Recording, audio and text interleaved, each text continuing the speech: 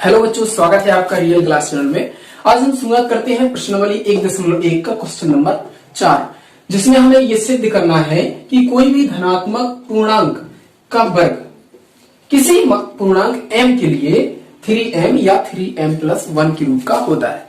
ये हमें जो है सिद्ध करना है इस क्वेश्चन में। वैसे हमने ये क्वेश्चन शॉर्टकट में लिखा है, आपकी बुक में जो क्वेश्चन है वो कुछ इस प्रकार है कि हमें यूक्लिड विभाजन प्रमेय का प्रयोग करके यह सिद्ध करना है कि किसी भी धनात्मक पूर्णांक का वर्ग किसी पूर्णांक m के लिए 3m और 3m+1 के रूप का होता है। ये हमारा क्वेश्चन है। इसको हम सॉल्व देखिए करते हैं। हल इसका सॉल्यूशन है। तो सबसे पहले बेटा हमें ये सिद्ध करने के लिए हमें मानना पड़ेगा कि चलो मान लीजिए वह धनात्मक पूर्णांक x है जो इस रूप का है। किस रूप का? माना वह धनात्मक पूर्णांक x है। राइट। इस क्वेश्चन का आपको संकेत भी शायद आपकी बुक में दिया होगा कि माना हुआ धनात्मक पूर्णांक x है। अपन इसको x भी मान सकते हैं, आप अपने हिसाब से a b c d कुछ भी मान सकते हैं, जो आप मानना चाहें। तो x है जो इस प्रकार का होगा। तब x किस प्रकार का होगा? हमें ये सिद्ध करना है कि 3m+1 के रूप का हो। तो हम यानी कि वह धनात्मक पूर्णांक हमारा 3q+r के रूप का होगा। ठीक है। मानो वह धनात्मक पूर्णांक x है जो x बराबर इस प्रकार होगा। ठीक है, जो x बराबर इतना होगा या इस रूप का होगा, बात एक ही है। ठीक है।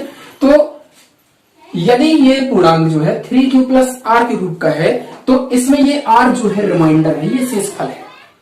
क्योंकि पहले वीडियो में हम बता चुके हैं एक हिसाब से भाग का यानी जो विभाजन एल्गोरिथम है उसका ये फॉर्मूला लिखा हुआ है। विभाजन एल्गोरिथम का फॉर्मूला लिखा हुआ है जिसमें से ये आपका भाज्य है, ये भाजक है और ये भागफल है और ये शेषफल है।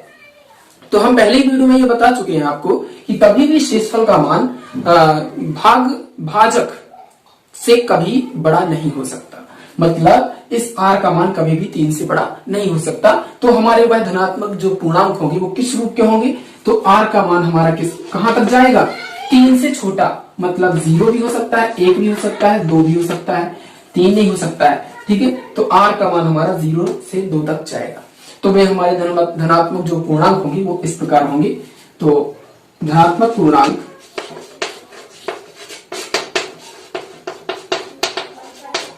तब धनात्मक पूर्णांक 3q और r की जगह हम 0 रखेंगे तो 0 ही आएगा, क्योंकि हमें लिखना नहीं है।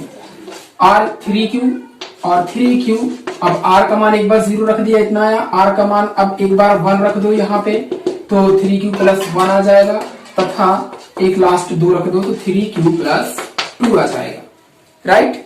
तो ये धनात्मक पूर्णांक हमारा 3q+1 तथा 3q+2 के रूप का होगा। राइट। इसके बाद देखो बच्चों, इस रूप का होगा। प्रश्न ने क्या कहा है कि हमें यह सिद्ध करना है यूक्लिड विभाजन प्रमेय का प्रयोग करके कि कोई भी हमारा धनात्मक पूर्णांक का वर्ग की बात हो रही है तो हमें पहले इसका वर्ग लेना है, फिर इसका वर्ग लेना है और यह सिद्ध कर देना है कि इनका वर्ग इस रूप का होगा, 3m तथा 3m+1 के रूप का होगा। ये हम लास्ट में सिद्ध कर देंगे। तो सबसे पहले चलिए हम 3q की बात करते हैं। तब प्रश्नानुसार हमारा क्या हो जाएगा? प्रश्न ने कहा है कि उनका वर्ग तो 3q का वर्ग, इसका आंसर करो कितना आएगा? तो 3q का 2 बार गुणा, यानी कि 3 × 3 कितना आता है? 3 3 × 9 और q का स्क्वायर q स्क्वायर ही आता है, या फिर q × q भी लिख सकते हैं, है ना। इसको अपन ऐसे या तो लिखना चाहे तो 3 × 3q स्क्वायर। राइट। इतना जो पार्ट है बेटा, इतना पार्ट ये तो आप समझ गए होंगे। इसका स्क्वायर करेंगे तो 3 × 9 आएगा और 3 के स्क्वायर, सॉरी इधर पे 2 की पावर होनी है, 2 की पावर इधर लग जाएगी तो 9q स्क्वायर आ जाएगा। 9 को अपन गुणनखंड अपने ये होते ही है 3 × 3 और q स्क्वायर का एक ही पार्ट ले लिया और इसको अपन ने अलग ले लिया। क्यों? क्योंकि हमें यह सिद्ध करना है कि 3m के रूप का हो। इसके बाद हम सिद्ध कर देंगे 3m+1 के रूप का हो। तो ये जो पार्ट है इसको हम m के इक्वल ले लेंगे। तो यहां पर मान लेंगे कि माना m बराबर 3q स्क्वायर है, तो इसकी जगह पे हम m का मान रख देंगे जो कि हमारा इसका स्क्वायर आ जाएगा 3 और इसकी जगह पे m। तो पहला अपना आंसर सिद्ध हो गया कि पहला तो मैंने सिद्ध कर लिया कि किसी भी धनात्मक पूर्णांक का वर्ग जो होता है वो 3m के रूप का होता है। अब हमें दूसरा सिद्ध करना है कि किसी भी धनात्मक पूर्णांक का वर्ग जो होगा अगला वो हमारा 3m+1 के रूप का होगा। तो हम ये सिद्ध कर चुके हैं कि पहला जो धनात्मक पूर्णांक है 3q, इसका वर्ग हमने सिद्ध कर दिया कि वह 3m के रूप का है। अब हम सिद्ध करेंगे कि 3q+1 3m+1 के रूप का होगा। तो इसका हम स्क्वायर करते हैं, तो 3q+1 का वर्ग, इसका वर्ग करेंगे तो ये a+b का होल स्क्वायर से टूटेगा। तो a+b का होल स्क्वायर होता क्या है, a+b का होल स्क्वायर सभी को पता होना चाहिए, a का square plus 2ab plus b का स्क्वायर, ये a का square plus 2ab plus b का स्क्वायर, ये जो है a+b का होल स्क्वायर, इसी के अनुसार हम इसको रख देंगे। तो a का स्क्वायर मतलब 3q का स्क्वायर 9q स्क्वायर, 1 का स्क्वायर 1 ही आएगा, सॉरी इसी को ले लो 2ab, तो 2a का 3q b का 1, राइट, प्लस b का स्क्वायर मीन्स 1 का स्क्वायर, राइट।